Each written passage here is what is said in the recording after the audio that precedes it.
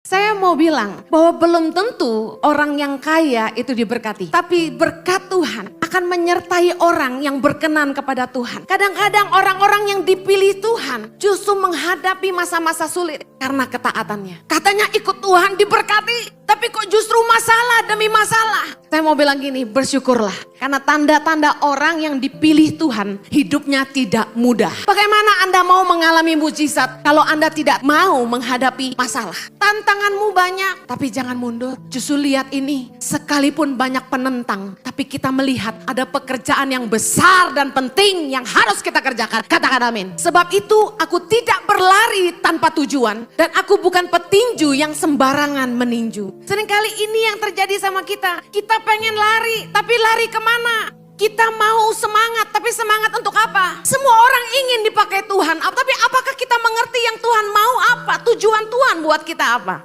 Saudara, setiap orang akan mengalami masa-masa sulit dalam hidupnya. Tapi setiap orang bereaksi berbeda ketika masa sulit itu datang menghampiri mereka. Saya ingin beritahu bahwa penyertaan Tuhan tidak selalu ditandai dengan berkat keuangan. Penyertaan Tuhan tidak selalu ditandai dengan kekayaan. Saya mau bilang bahwa belum tentu orang yang kaya itu diberkati. Saudara, banyak orang kaya yang anak-anaknya tidak bisa diandalkan. Ada yang malah terlibat narkoba, yang rumah tangganya malah berantakan. Tapi ada orang yang tidak kaya, tapi anak-anaknya lulus sekolah semua. Jadi sarjana semua, jadi dokter semua. Nah, Anda mau bilang penyertaan Tuhan adalah kekayaan. Saya sudah lihat sendiri, kekayaan bukan salah satu tanda aja. Tetapi berkat Tuhan akan menyertai orang yang berkenan kepada Tuhan. Sekalipun kita harus melewati masa-masa sulit dalam hidup kita, melewati tantangan-tantangan, saya mau bilang ini, selalu ada penyertaan Tuhan ketika kita bisa tetap bersukacita di tengah tekanan. Ketika kita tetap bisa menjaga damai sejahtera di tengah-tengah masalah. Saudara, hidup melayani Tuhan itu tidak mudah. Orang-orang yang dipilih oleh Tuhan di Alkitab mengalami banyak kesulitan dan tantangan dalam hidupnya. Saya mau ambil contoh Maria. Kita tahu Maria dipilih oleh Tuhan untuk mengandung dari Roh Kudus. Pada zaman Maria tidaklah mudah untuk menceritakan kepada orang bahwa dia mengandung dari Roh Kudus. Apalagi zaman sekarang. Tahu-tahu ada anak gadis belendung perutnya, terus dia ngomong gini, dari Roh Kudus. Saya mau kasih tahu, gak gampang. Bisa ngerti maksud saya? Tapi Maria menerima tantangan itu. Saudara, pemilihan Tuhan dalam hidupnya, ketika Maria dapat perkenanan Tuhan, dia mendapat kasih karunia di mata Tuhan dan dipilih untuk menjadi bunda dari Yesus. Saya mau kasih tahu, justru mendatangkan dalam tanda kutip musibah bagi hidupnya. Dia harus lari. Dia pergi ke rumah Elisabet. Kenapa? Karena perutnya mulai kelihatan. Kalau dia tidak lari, orang-orang akan bunuh dia. Kemudian saudara tahu, kalau saudara pernah ke Israel, Maria duduk di atas onta atau kuda.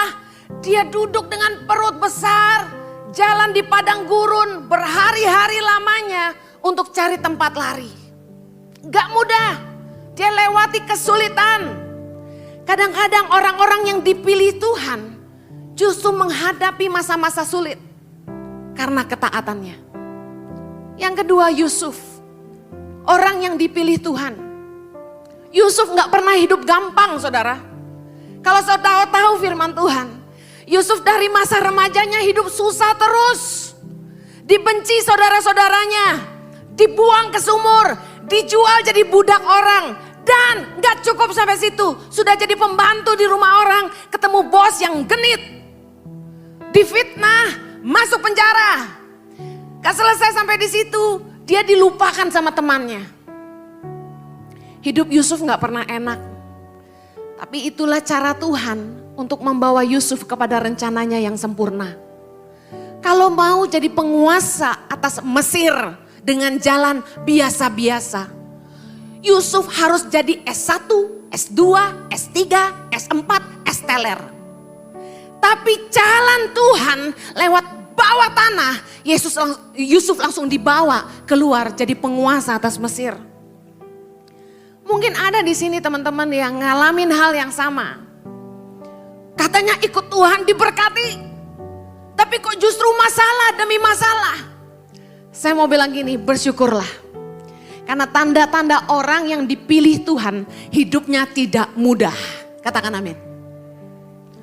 Kita ini gak boleh jadi Kristen gampangan yang imannya murahan. Yang kalau AC kurang dingin, kursi kurang enak gak mau ke gereja. Parkir susah udah gak jadi ke gereja. Dengar baik. Orang Kristen tidak boleh takut susah. Orang Kristen tidak boleh takut tantangan. Untuk apa kita punya iman kalau kita takut sama tantangan? Saya mau kasih tahu, justru masa sulit datang untuk membuktikan dia hidup dan dia berkarya dalam hidup kita. Katakan amin. Bagaimana Anda mau mengalami mujizat kalau Anda tidak mau menghadapi masalah? Dengar baik. Di saat ekonomi sedang lemah, jual rumah gak laku-laku, jual tanah sulit, bisnis sepi, cash flow macet. Dengar, waktunya Anda mencari Tuhan. Waktunya Anda mengalami Tuhan. Kadang-kadang ketika semua baik-baik aja, berkat lancar-lancar aja, kita mulai keenakan dan lupa diri. Saya kasih contoh. Restoran yang laku keras, customernya banyak sampai ngantri. Itu biasanya mulai belagu. Ngerti belagu? Taruh makanan udah gak sopan. Plak, plak, plak, plak, plak. Karena rame. Begitu orang makan, buru-buru diusir. Gak boleh ngobrol. Diambil piring kotornya cepet-cepet. Terus dikasih tagihannya suruh bayar. Itu ngusir secara halus. Dia gak pusing. Kenapa? Restorannya rame. Biasanya orang kalau hidupnya sudah diberkati luar biasa, mulai merasa nyaman dan mengandalkan diri sendiri. Tapi liatin restoran yang sepi. Restoran yang sepi itu yang punya tuh gini, ayo kita berdoa sebelum kita buka. Gitu. Ayo perbaiki customer service kita. Mungkin kita kurang ramah sama customer. Mungkin kurang hot penyambutannya. Ayo mungkin kita harus kasih bersih dikit restoran kita. Kita harus hias-hias dikit. Biasanya masa sulit membuat kita lebih kreatif.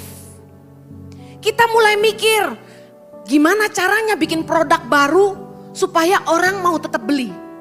Bagaimana caranya supaya packagingnya lebih bagus. Bagaimana mikirin desain yang lebih kreatif yang anak muda zaman sekarang suka. Oke, kalau buka toko udah gak laku. Jalan apa yang lebih gampang? Oh, zaman sekarang jualan online. Orang mulai kreatif. Justru di masa-masa sulit adalah waktunya kita bebenah diri. Kita introspeksi diri. Dan kita mulai lakukan apa yang seharusnya kita lakukan. Yaitu satu, mengandalkan Tuhan. Katakan amin. Saudara, firman Tuhan berkata hidup adalah sebuah perlombaan. Dalam 1 Timotius 6 ayat yang ke-12 dikatakan gini. Bertandinglah dalam pertandingan iman yang benar. Dan rebutlah hidup yang kekal. Untuk itulah engkau telah dipanggil dan telah engkau ikrarkan ikrar yang benar di depan banyak saksi. Hidup ini adalah pertandingan iman. Mari bertandinglah dengan benar. Yang mau katakan amin. Saudara, saya mengutip apa yang Bapak Pendeta Ruben Hadi katakan dalam pastor message yang Anda akan saksikan nanti di akhir. Beliau mengatakan dalam 1 Korintus 16 ayat 8-9. Baca sama-sama.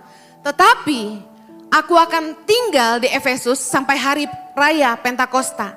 Sebab di sini banyak kesempatan bagiku untuk mengerjakan pekerjaan yang besar dan penting sekalipun ada banyak penentang. Dikatakan Rasul Paulus mengambil keputusan untuk tetap tinggal di Efesus. Padahal banyak sekali orang yang menentang dia. Aneh sekali, biasanya ketika kita masuk ke sebuah pelayanan dan di situ orang gak suka sama kita, orang nentang kita, biasanya kita gak mau lagi pelayanan di situ. Tapi Rasul Paulus malah mengatakan begini, aku akan mau tetap tinggal di sini karena di sini banyak kesempatan bagiku untuk mengerjakan pekerjaan yang besar dan penting. Bagaimana caranya Anda tetap bertahan di tengah-tengah masa sulit? Satu message saya malam ini. Hiduplah untuk sebuah tujuan. Live for a purpose. Kalau Anda punya tujuan dalam hidup ini, Anda ngerti Anda kemana mau lari. Anda tidak akan gampang menyerah apapun tantangannya. 1 Korintus 9 ayat 26 dikatakan begini. Sebab itu aku tidak berlari tanpa tujuan dan aku bukan petinju yang sembarangan meninju. Seringkali ini yang terjadi sama kita. Kita pengen lari, tapi lari kemana? Kita mau semangat, tapi semangat untuk apa? Saya mau tanya Anda, apakah Anda mengerti tujuan hidup Anda? Anda ikut Tuhan lalu apa? Anda mau bikin apa dengan hidup Anda? Kalau Anda tidak ngerti tujuan hidup Anda, begitu tantangan datang Anda pasti menyerah. Saudara, setiap orang yang diciptakan Tuhan di dunia ini, mereka lahir dengan sebuah tujuan Tuhan dalam hidup mereka. Katakan amin. Saya gak peduli anak itu lahir dengan cara apa, dari orang tua seperti apa. Tapi kalau seorang anak bisa lahir ke dunia ini, percayalah anak itu lahir dengan rencana Allah dalam hidupnya.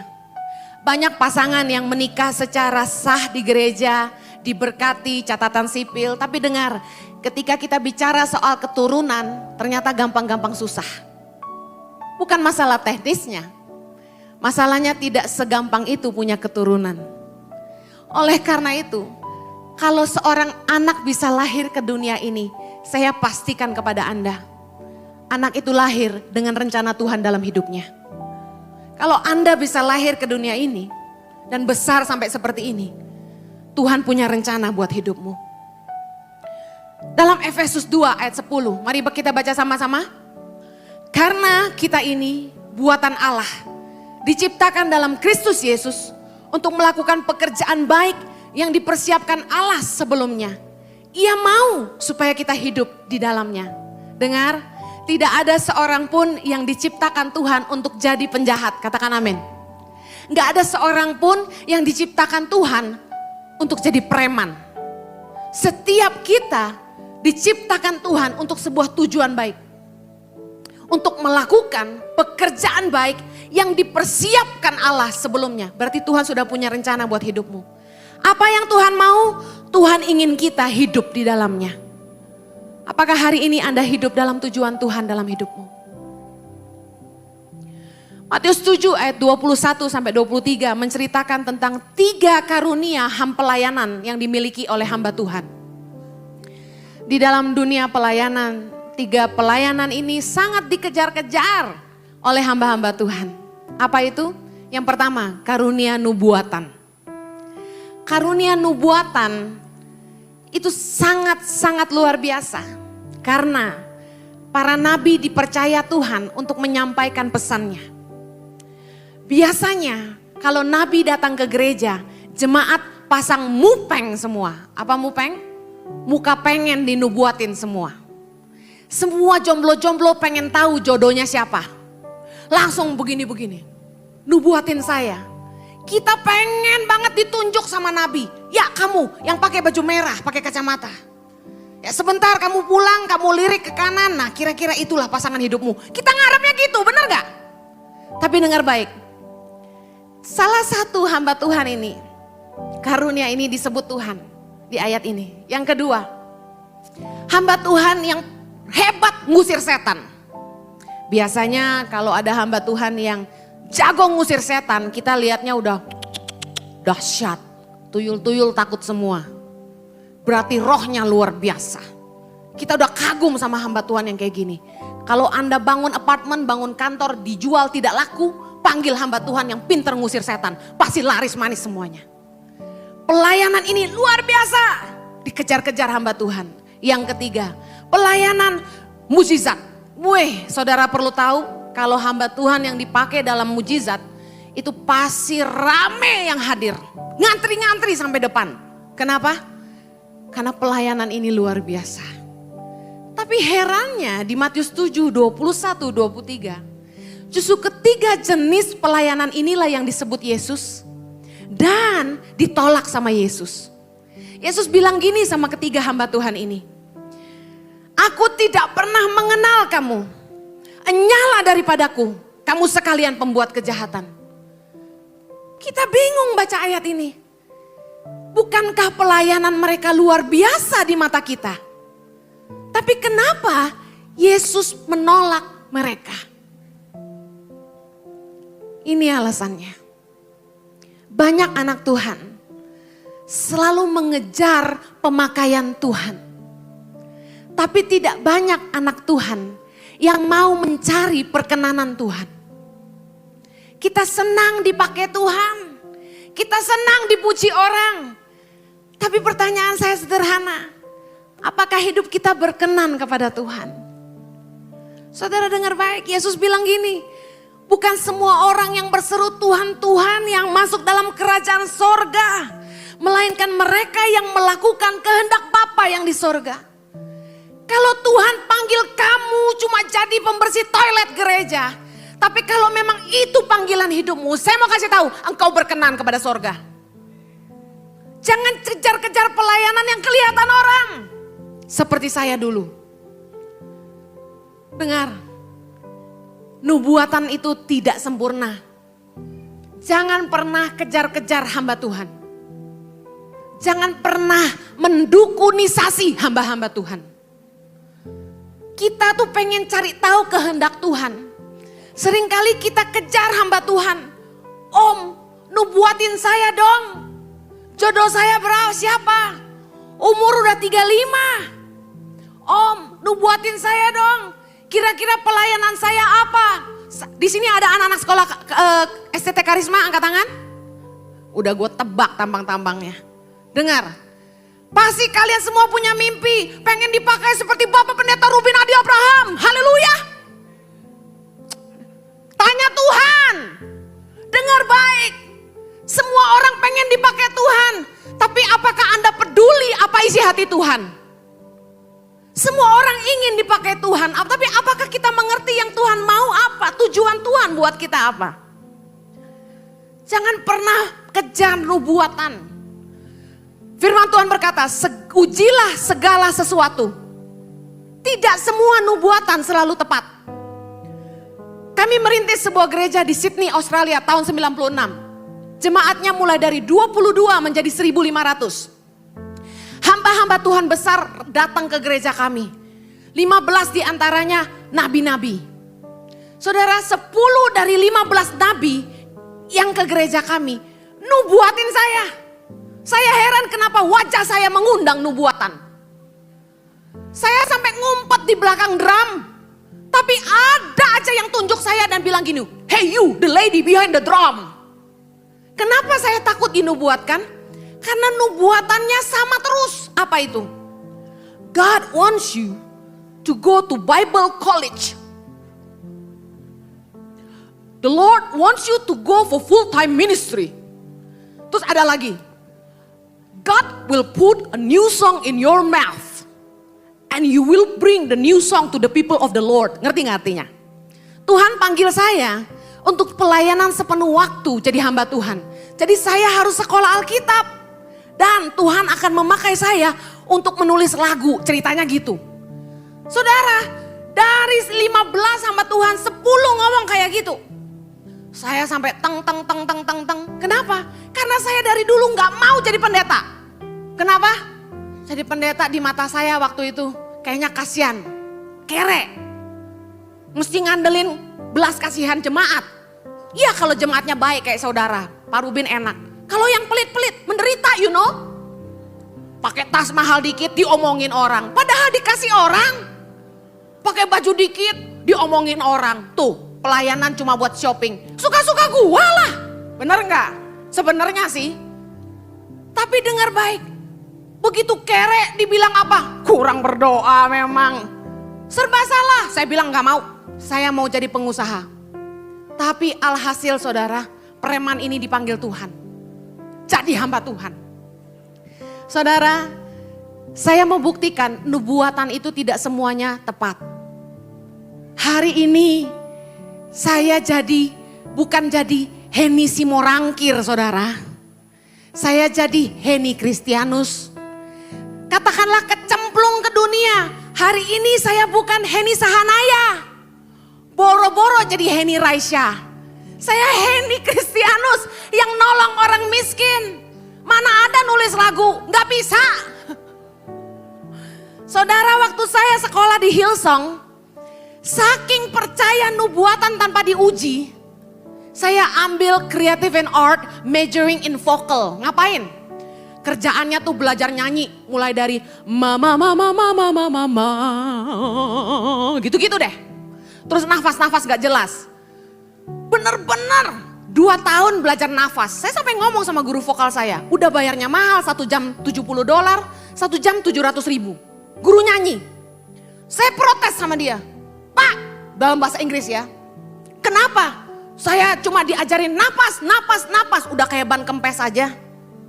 Bayar dia $70 cuma jadiin saya ban kempes. Dia tiap hari ketemu saya kerjaannya gini. Ya, nafas. Diafragma. Understand? Kendutnya di sini. Terus lepasin. Bagus, ulang dia bilang. 1 jam $70. Saya bilang gak karuan ini. Salah ini panggilan. Saudara dengar baik. Kalau orang bisnis, investasi 2 tahun belajar nyanyi. Kalau hari ini saya jadi Heni Sahanaya, cuan. Ngerti cuan? Untung. Profitable. Kenapa? Gak apa-apalah modal gua dulu. Habis buat bayarin guru nyanyi. Yang penting hari ini 1 lagu 50 juta. Masalahnya sekarang saya nyanyi gak ada yang mau bayar. Kurang ajar. Anak-anak Indonesia yang kelaparan, kagak kenyang denger saya nyanyi saudara.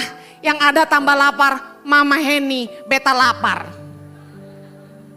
Mendingan kalau saya nyanyi hari ini, saudara urunan bayar 50 juta satu lagu. Anak Indonesia kenyang lah, sok lah sama saya diladenin. 12 lagu gratis lah. Dengar, saya habiskan tahun-tahun umur saya belajar hal-hal yang tidak ada hubungannya dengan panggilan Tuhan dalam hidup saya. Saya investasikan waktu saya, uang saya. Kerja keras di Australia saudara, bukan di sekolahin orang tua. Kerja keras supaya bisa bayar uang sekolah. Lihat hari ini, buang waktu banget, ngapain gue belajar nyanyi. Gak ada manfaatnya hari ini, gue khotbah, gak perlu tarik nada. Gak perlu, teriak-teriak aja bisa. Lebih enak jadi pengkhotbah daripada paduan suara, you know. Harus pakai nada, kalau saya gak apa-apa, fales pun jadi. Dengar saudara, kalau kita gak ngenali tujuan Tuhan dalam hidup kita buang waktu, buang uang, buang tenaga. Investasimu gagal total, pelayanan habis-habisan dari Senin sampai Senin. Duitmu udah berkantong-kantong kamu sumbangin untuk pekerjaan yang kamu pikir itu dari Tuhan. Padahal pada akhirnya kita gak ngerti yang Tuhan mau buat kita apa. Saya nyesel sampai hari ini. Kenapa gue gak belajar sosiologi? Kenapa gak belajar community development? Oh, tapi ada yang cuan. Apa itu? Dulu saya sekolah Alkitab, hari ini saya bisa bawa firman. Haleluya.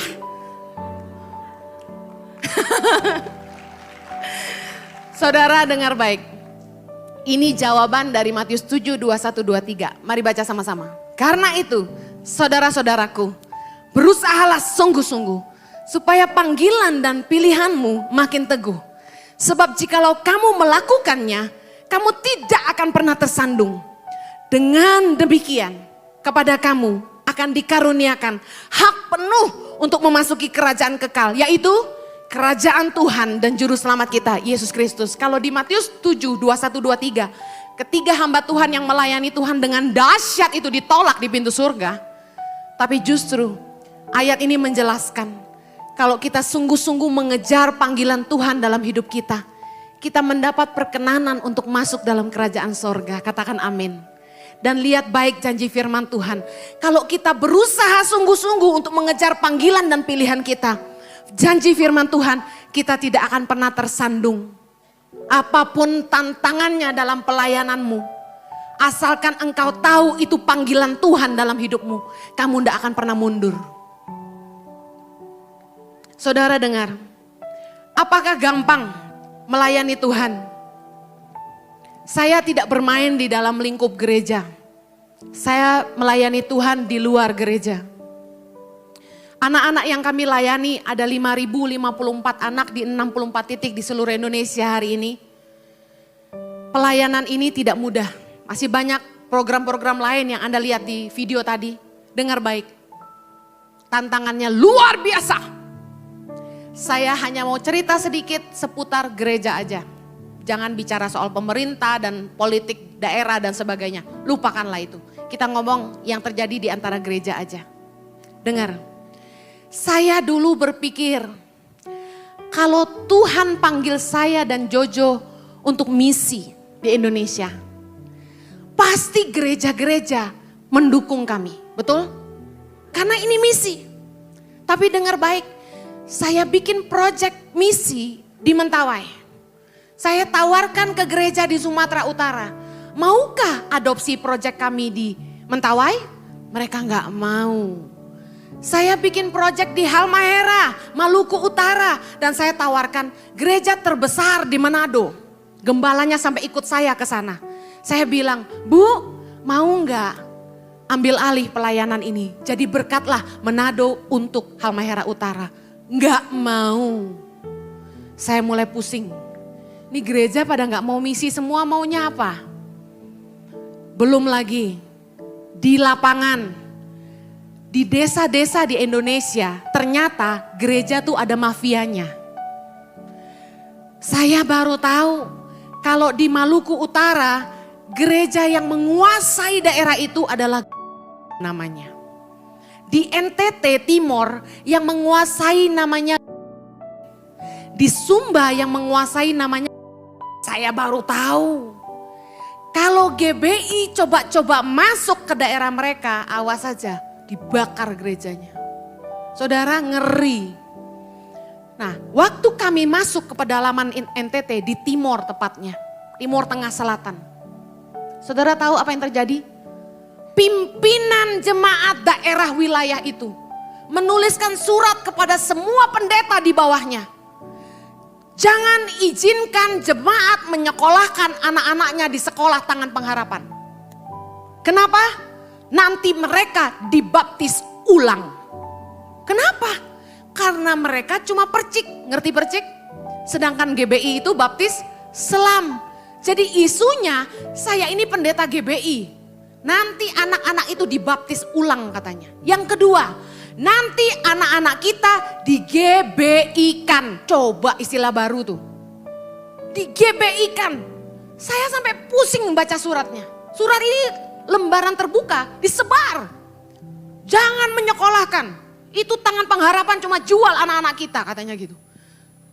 Lihat, tantangan saya bukan orang yang tidak seiman. Tantangan kami di lapangan bukan orang-orang yang tidak seiman. Tantangan kami justru pendeta-pendeta, haleluya. Tantangan berikutnya, gak selesai. Ini saya cerita biar Anda ngerti, hidup itu tantangannya banyak. Kami kemanapun pergi selalu buka booth merchandise Tangan Pengharapan. Kenapa? Pertama, karena Tangan Pengharapan tidak punya konglomerat di belakangnya. Setiap bulan ngasih makan anak Indonesia gaji ratusan guru, itu kurang lebih 700 juta. Uangnya dari mana? Kami tidak punya gereja, tidak menggembalakan. Kami tidak punya bisnis. Kami tidak punya konglomerat. Kami tidak punya orang hebat, tapi kami punya Tuhan yang dahsyat. Amin. Nah, kemanapun kami pergi, kami selalu bawa merchandise Tangan Pengharapan. Karena begini, merchandise itu adalah ucapan terima kasih. Ketika orang menabur di Yayasan Tangan Pengharapan minimal 100.000, mereka bisa pilih kaos atau topi. Itu ucapan terima kasih. Nah, kami bawa merchandise ini kemana-mana, kemanapun kami khotbah, bahkan di perusahaan-perusahaan dan bahkan di universitas, dimanapun saya bicara pasti ada booth Tangan Pengharapan. Nah, 4 gereja besar, salah satunya 1 di Bandung, sudah ban Pak Jojo, nggak boleh khotbah lagi di gereja mereka. Kami tanya masalahnya apa? Kaos katanya. Karena jualan kaos jadi nggak boleh khotbah lagi. Yang terakhir memban Pak Jojo, bicara terbuka. Apa untungnya buat jemaat kami kalau Bapak jualan kaos? Bapak kan cuma diundang buat berkhotbah. Bayangkan. Dengar itu hati saya luka luar biasa. Kasihan suami saya. Gara-gara dukung pelayanan istrinya, dia sampai di-ban gak boleh khotbah di gereja besar. Saya percaya 4 pintu ditutup, Tuhan buka 10. Pelayanan ini milik Tuhan. Sepeser pun kami gak ngambil. Saya ngambil batik, ngambil kaos saja, saya bayar. Staf kami saksinya. Nggak ngambil gaji sama sekali, bayangkan. Semuanya kami kasih buat Indonesia. Masih aja sulit. Tantangannya luar biasa. Dengar baik, apakah kami putus asa? No, kami tetap sukacita, semangat, bodoh amat. Maju terus, gak perlu pusing sama yang kayak begituan, dengar. Tantanganmu banyak, tapi jangan mundur. Justru lihat ini, sekalipun banyak penentang, tapi kita melihat ada pekerjaan yang besar dan penting yang harus kita kerjakan. Katakan amin. Haleluya. Saya sejak ngerti tujuan hidup saya tidak pernah nyerah. Bagaimana mengenali tujuan Tuhan dalam hidupmu? Saya share secara cepat. Yang pertama, hanya Sang Pencipta yang paling tahu tujuannya untuk ciptaannya. Only the Creator knows His purpose for His creation. Cuma Tuhan yang paling tahu apa tujuannya untuk hidupmu. Jangan tanya hamba Tuhan. Gak ada seorang hamba Tuhan pun yang bisa kasih tahu dengan persis kamu harus pelayanan apa. Ketika saya pulang ke Indonesia tahun 2006. Saya itu pulang Januari 2006, tujuannya cuma satu, liburan. Bawa anak kembar saya, Putri, Chloe dan Zoe untuk berlibur di Jakarta. Saat saya lagi berdoa pagi, saat teduh, tiba-tiba Roh Kudus ngomong, Henny, selamatkan generasi. Saya bingung, generasi yang mana Tuhan? Selamatkan generasi. Tuhan kasih saya ayat banyak tentang generasi, saya bingung. Karena saya tinggal di Australia. Kemudian ketika itu Roh Kudus kasih hikmat. Tuhan mau kamu di Indonesia. Saya diam. Suami saya datang jemput Februari 2006. Saat itu kami punya rumah, kami punya mobil, kami punya usaha. Hidup nyaman sekali di Sydney, Australia. Kami mau ngapain pulang ke Indonesia? Kami permanent resident. Saat itu suami saya jemput dan saya ngomong gini, Jo, kita pulang yuk ke Indonesia. Dia langsung bengong ngeliatin saya. Mungkin dalam hatinya, nih istri gak tahu diri. Dikasih hati minta jantung. Baru liburan 2 bulan gak mau balik lagi. Dia bilang kita mau ngapain di Indonesia. Saudara, tiba-tiba pendeta Jonathan Patiasina telepon suami saya dan bilang gini. Jo, Kak Jo telepon Jojo. Jo, lagi ada di Indonesia. Pelayanan ya. Jojo disuruh pelayanan. Pulang pelayanan, saudara tahu kalau suami saya khotbah gayanya kayak gimana? Kang guru aja kalah. Dia pulang tuh basah kuyup. Dia bilang gini, Hen, kita pindah aja ke Indonesia. Saya bilang kenapa? Saya menemukan mimpi, cita-cita, bakat, talenta, semuanya tersalurkan di Indonesia. Gantian saya yang bingung. Saya bilang kamu yakin? Yakin. Saudara gimana gak ragu? Tiap bulan duit mengalir dari Australia itu ribuan dolar. Kalau ditutup bisnisnya, kami mau makan apa? Sementara di Australia itu cicilan rumah masih berjalan, KPR masih jalan. Bayar bunganya aja 26 juta tiap bulan. Pulang ke Indonesia mau bayar pakai apa? Uang dari pemerintah saat itu 8 juta rupiah untuk anak saya. uang susu, uang pampers, 8 juta tiap bulan. Siapa mau pindah ke Australia? Jangan. Orang dari sana pulang kok Anda pindah. Dengar, saya bilang Tuhan tolong kami. Kalau memang Tuhan panggil kami ke Indonesia, kami mesti bikin apa?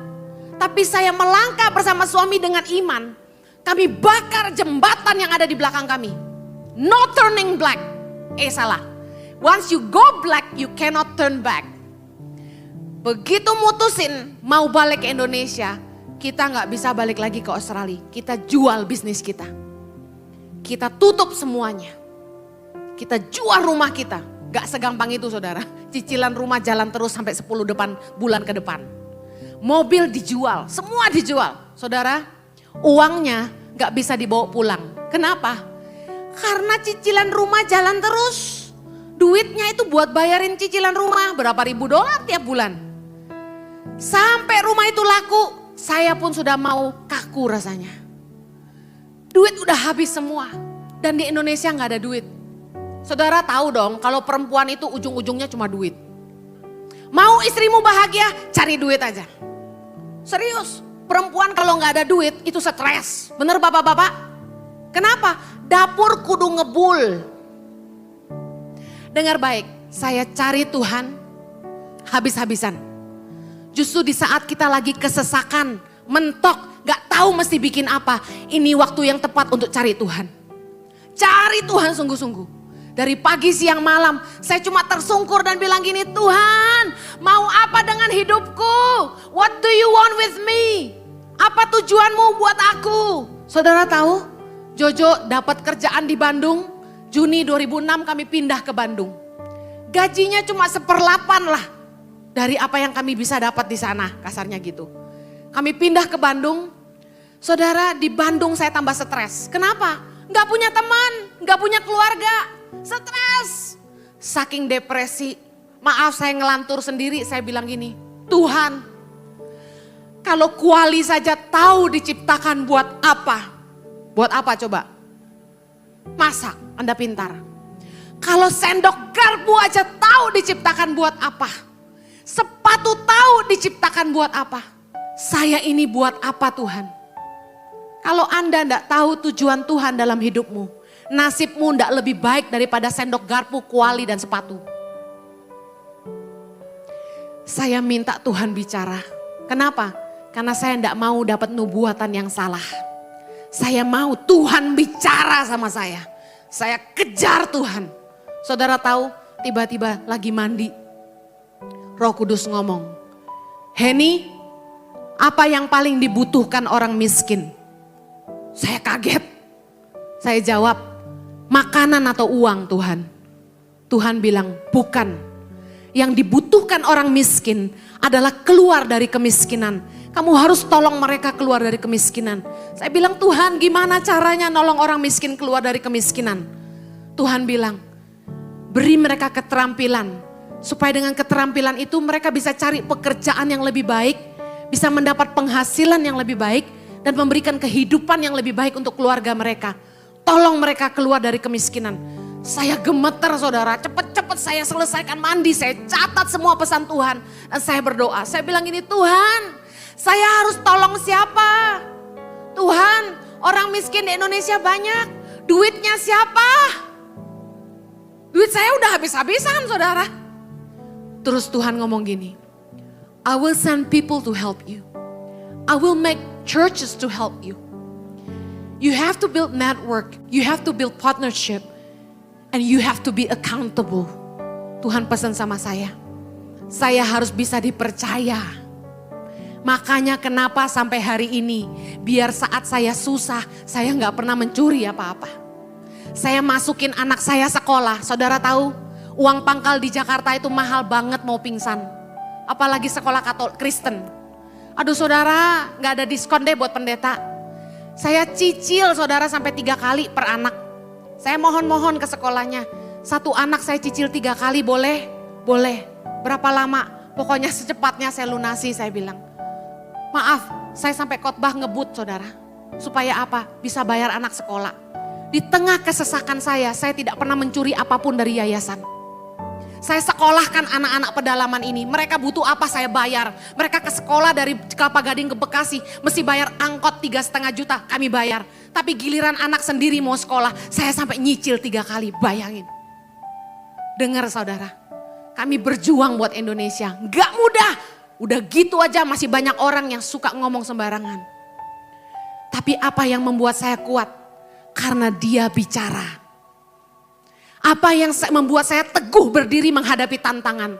Karena saya tahu tujuan hidup saya. Dia bicara. Orang mau ngomong kosong kayak apa? Saya dengar Tuhan bicara. Itu bukan omong kosong saudara. Kalau Dia berfirman buat hidupmu, orang boleh ngomong apa aja. Tapi Dia setia akan janjinya. Ini sudah 11 tahun lebih. Lihat hari ini ada 5.000 anak di 64 titik di seluruh Indonesia. Dia luar biasa. Amin. Janji Tuhan tuh ya dan amin. Kalau engkau enggak dengar suara Tuhan, engkau pasti ragu. Menghadapi pernikahan, dengar baik. Cari suara Tuhan. Bu Heni udah mau sicap 40. Ini gagal total perjuangannya. Udah hampir gak laku. Gimana Bu Heni? Jangan menyerah. Berserah. Jangan menyerah tapi berserah. Katakan sama-sama. Jangan menyerah tapi berserah. Beda. Bilang gini. Tuhan kalau boleh kirim jodoh yang baik. Takut Tuhan. Cinta sama saya. Setia, tanggung jawab. Kalau ada bonusnya ganteng dan kaya, haleluya. Tapi balik kepada Tuhan. Sekiranya Tuhan tidak berkenan, beri saya kekuatan untuk jadi jomblo aja. Amin. Saudara dengar, nikah tuh gak gampang. Dengerin dari Cici. Yang udah nikahnya sama hamba Tuhan. Wih, Pastor Jojo mah luar biasa. Masa sih masih menderita? Iya. 24 tahun bersama-sama. Jojo hari ini itu adalah buah dari kasih karunia. Amin. Aduh, saudara gak tahu aja. Nangis, saudara nangis terus, dia nangis, saya nangis. Bisa kelihatan ya, dapat istri kayak gini gak gampang, bener gak? Sama, dapat suami bagusnya kayak gitu gak gampang saudara. Haleluya pokoknya. Saudara dengar baik, kenapa saya sama Jojo tuh bertahan? Padahal tuh rasanya kadang-kadang gue pulangin lo ke emak lo, kasarnya gitu ya. Tapi kita kenapa bertahan? Nggak gampang, tapi karena Tuhan bicara. Waktu saya mau nikah sama Jojo, dari umur 17 tahun saya berdoa, Tuhan siapa pasangan hidup saya? Tuhan udah ngomong, Jojo pasangan hidupmu, seyakin itu coba. Dan ketika kami menikah, saya sempat hampir goyah ketika kami mau nikah. Ada pria lain yang lebih luar biasa lah gitu. Jangan cerita ya. Luar biasa lah pokoknya. Nah, saya mulai ragu. Dia atau dia gitu kan. Saudara tahu tiba-tiba Tuhan bicara. Kalau engkau menikah dengan si A, engkau bahagia karena dia kaya. Tapi kalau engkau menikah sama Jojo, engkau akan menggenapi rencanaku dalam hidupmu. Coba pilih mana? Pilih yang berkenan sama Tuhan lah. Dengar baik, kenapa saya pilih Jojo? Karena mendengar Tuhan. Makanya ketika dalam pernikahan kami ngalami badai topan neraka, saya bertahan. Kenapa? Karena dengar Tuhan. Anda harus dengar Tuhan. Jangan cuma pakai mata, jenggelis, jengkaya. Aduh jangan. Udahlah Tuhan, siapa aja yang penting kaya. Jangan. Cilaka lah eta kalau begitu mah. Ya. Yang terakhir saudara harus ngerti. Tuhan itu ketika dalam kandungan ibu kita. Dia taruh apa yang dia mau untuk kita dalam kitab kehidupan. Dia tulis, Tuhan itu ciptain kita spesifik. Saudara, saya punya anak kembar putri, itu satu telur identik. Tapi gak ada yang sama dari ujung rambut sampai kaki kecuali kuku sama alisnya. Betapa hebatnya Tuhan, betapa detailnya kayak yang sempet banget gitu loh. Tapi demikianlah dia terhadap kita. Dia punya rencana yang spesifik buat hidupmu. Dan dia tulis dalam kitab kehidupan, dikatakan begini, engkau melihat aku waktu aku masih dalam kandungan, semuanya tercatat dalam bukumu, hari-harinya sudah ditentukan sebelum satu pun mulai. Saudara harus berdoa, tanya Tuhan, apa yang menjadi idemu Tuhan waktu engkau menciptakan aku? Katakan amin. Pulang ini sembahyang, tanya Tuhan, jangan main tabrak sini tabrak sana. Mau jadi kayak Pak Ruben Nadi Abraham. Kalau ternyata panggilan Tuhan dalam hidupmu dikirim ke pedalaman, mau apa enggak? Diam semua. Dengar anak-anak sekolah Alkitab, mumpung saya pembicaranya tak lecturein kamu. Pengalaman saya, anak sekolah Alkitab itu begitu mau dikirim ke pedalaman, tanyanya dua. Yang pertama, ada signal handphone enggak? Yang kedua, ada listrik enggak? Yang ketiga, gajinya berapa? Buat apa sekolah Alkitab? Pulang ke kampung aja. Sekolah Alkitab tujuannya bukan buat jadi pengkhotbah. Maaf, engkau pergi ke pelosok Indonesia, hanya bawa Alkitab ini, engkau tidak akan pernah memenangkan dunia. Orang perlu ngerti Alkitab ini dari hidupmu sendiri. Yang terakhir, Tuhan telah menanam benih dalam hidup kita untuk menghidupi panggilannya. Tuhan gak mungkin lahirkan kita tanpa modal. Kalau dia punya rencana, dia sudah beri benihnya. Apa itu? Yang pertama, ada visi Tuhan dalam hidupmu. Efesus 1 ayat 18. Dan supaya ia menjadikan mata hatimu terang, agar kamu mengerti pengharapan apa yang terkandung dalam panggilannya. Orang bilang saya edun. Orang bilang saya gak masuk akal. Ngapain jauh-jauh ke Papua? Ngapain jauh-jauh ke NTT? Ngapain ke pedalaman bikin susah aja? Kurang kerjaan, cari pencitraan. Hei, dengar. Tuhan taruh visi dalam hati saya. Indonesia 72 tahun merdeka. 35 provinsi saat ini. Bayangkan kalau kita bisa menanam benih ilahi buat bangsa ini. Kalau kita punya 35 gubernur yang takut Tuhan dan cinta pada rakyat, tidak lupa dari mana mereka berasal, mereka bangun daerah mereka, maju nggak Indonesia? Itu visi kami. Menyiapkan benih-benih untuk Indonesia.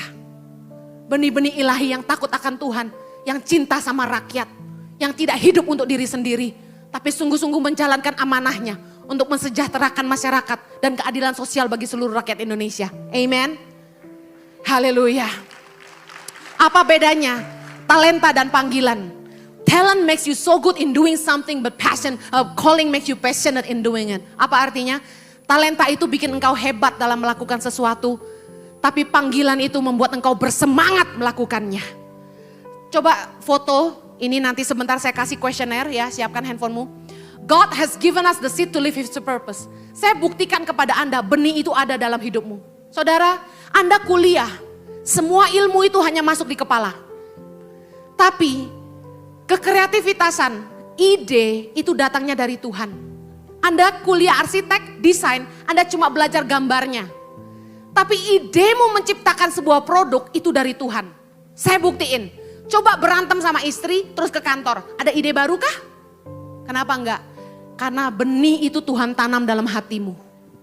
Makanya Tuhan suruh kita jaga hati. Katakan amin. Cepat foto ini. Temukan apa yang Tuhan mau untuk hidupmu.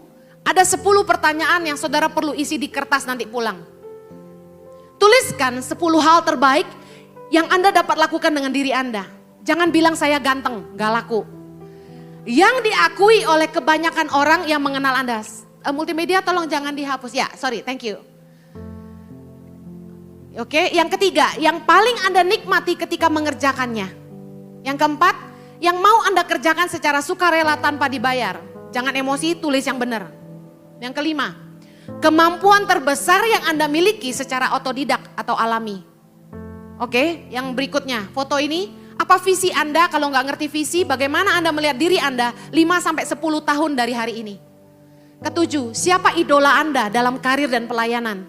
Kedelapan, sebutkan satu hal tentang diri Anda secara spontan. Bagaimana Anda mengenali diri Anda? Yang kesembilan, apakah visi Anda dan pasangan Anda selaras? Kalau nggak punya pasangan gimana Kak Heni? Nggak usah diisi. 10, Anda mau menghabiskan sisa hidup Anda dalam pekerjaan atau pelayanan apa? Bayangkan dirimu tua renta, masih sedang mengerjakan apa? Isi 10 hal ini ya. Jawaban nomor 2-5 itu adalah mengacu kepada jawaban nomor 1. tulis dan lihat. Hal yang muncul terus menerus itu adalah kemungkinan besar potensimu yang sesungguhnya dan passionmu yang sesungguhnya. Nah, saya tutup dengan kesaksian saya.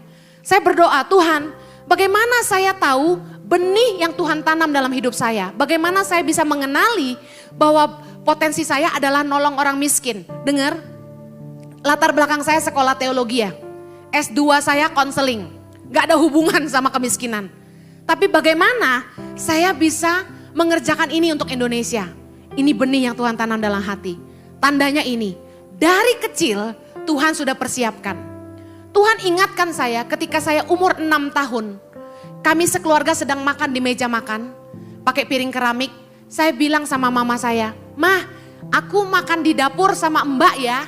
"Oke," katanya. Saya ke dapur. Saudara tahu pembantu rumah tangga biasanya makannya duduk di lantai, ya.